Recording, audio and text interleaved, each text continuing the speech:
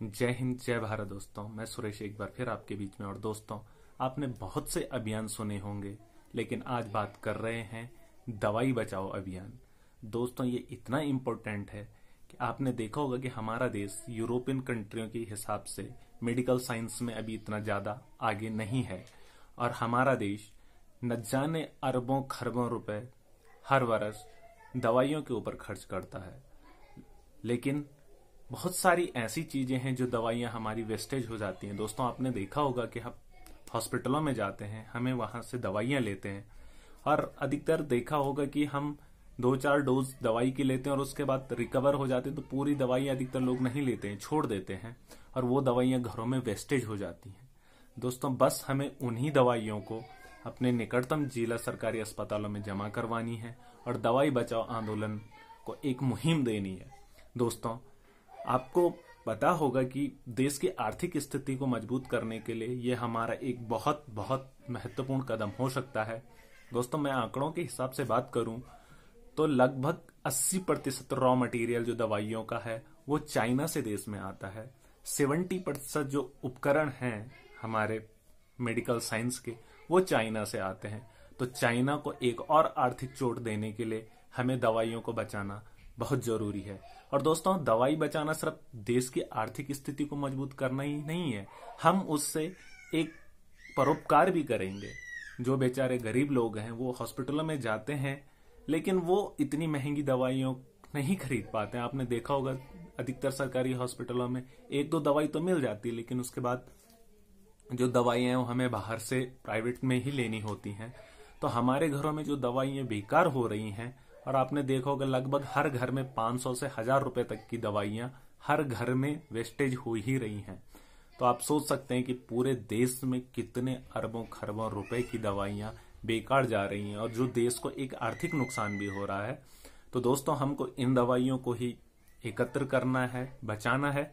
जो आपके घरों में वेस्टेज हो रही हैं उनको अपने निकटतम सरकारी अस्पतालों में जमा करवाइए और दवाई बचाओ आंदोलन में एक सक्रिय भूमिका निभाएं। इससे देश को एक आर्थिक मजबूती तो मिलेगी ही, लेकिन जो देश का आत्मनिर्भर होने का सपना है, भारत को विश्व गुरु बनाने का सपना है, उसमें भी हमको बहुत सहयोग मिलेगा।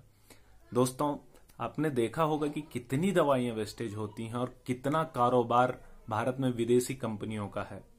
तो उन कंपनियों को भी एक आर्थिक चोट देना है तथा भारत आत्मनिर्भर बन सके। दोस्तों, आप देखते होंगे रोज जो डेली यूज में विक्स, जो कि भारत की कंपनी नहीं है लेकिन करोड़ों रुपए का कारोबार कर रही है, मूव करोड़ों का कारोबार कर रही है, इनो जो एक नॉर्मल हम रोज लेते हैं, आप अधिकतर दुकानों में जाते हैं वहां पे चेंज पैसे नहीं होते, वो 1 रुपए की विक्स आपको पकड़ा देता है। तो लगा दीजिए उससे कितना अरबों खरबों का व्यापार हो रहा है और जो विदेश कंपनियां कमा रही हैं।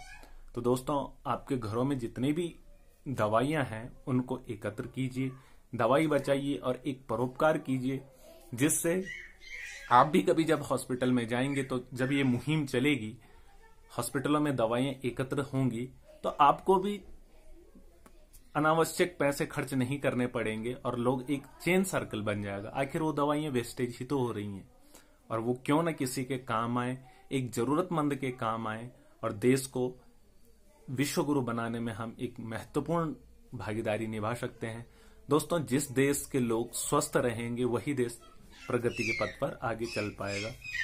और आप देखते हैं कि भारत में कितने तरीके की बीमारियां हैं, कितने ज्यादा वायरल होते हैं, कितने, और जिनमें सबसे महत्वपूर्ण है कि बहुत से लोग दवाइयां नहीं ले पाते हैं क्योंकि उनके पास इतना पैसा नहीं हो पाता है।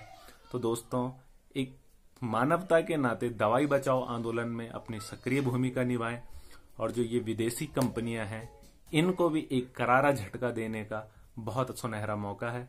तो दोस्तों, इस कोरोना महाकाल में आप देख रहे होंगे कि कितना एक दवाइयों का जो प्रकोप चल रहा है, कितने हजारों करोड़ों रुपए की जो दवाइयां हैं वो फालतू में लोगों को दी जाती हैं। और मैं जितने भी मेरे डॉक्टर्स साथी हैं उनसे भी एक निवेदन करता हूं, लोगों से भी निवेदन करना चाहता हूं कि कुछ भी लेके नहीं जाना, सिर्फ कर्म लेके जाने होते हैं। बहुत से लोग बहुत अच्छा काम करते हैं, लेकिन बहुत से लोग ऐसे भी हैं जो सिर्फ अपने कमीशन के लिए फालतू की दवाइयां लोगों को लिखते हैं। तो उनसे भी निवेदन है, कृपया ऐसा ना करें।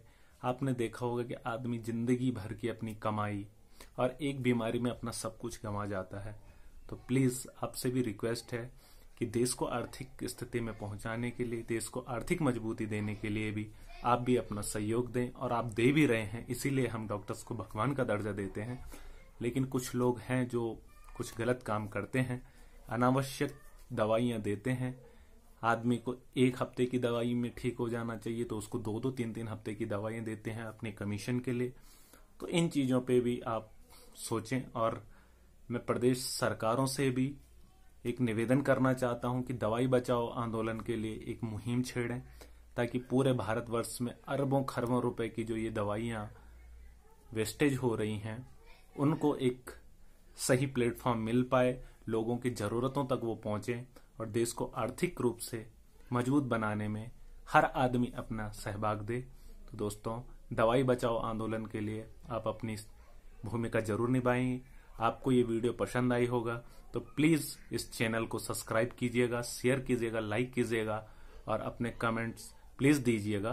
तो आप सभी का बहुत बहुत धन्यवाद। आऊंगा नई वीडियो लेके, जिसमें हम बात करेंगे देश को आर्थिक मजबूती देने के लिए, आत्मनिर्भर भारत के लिए नई वीडियो लेके आऊंगा। तो दोस्तों, प्लीज चैनल को सब्सक्राइब कीजिएगा, लाइक कीजिएगा, शेयर कीजिएगा।